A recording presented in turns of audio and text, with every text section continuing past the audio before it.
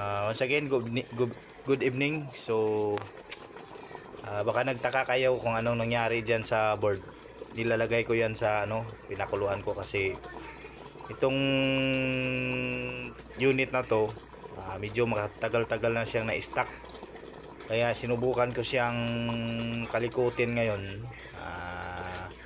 Itong board kasi na to, matagal nang naka-stack, tapos dead set talaga siya. Wala talaga siyang power sa niya.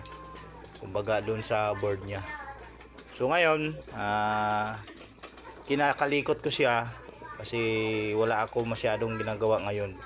Kaya sinusubukan ko siyang kalikutin para kung sakasakaling mabuo, pwede ko siyang maibenta. So kinakalikot ko siya, may mga voltahe nang lumalabas doon sa secondary.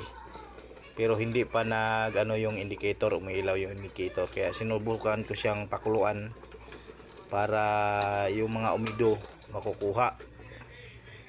At sana papala rin para kung sakasakaling mayari, maibenta natin. So ito yung paraan ko sa mga board na ganito, kasi yung medyo naka-stack na kasi yung mga kalawang, nakadikit na yan.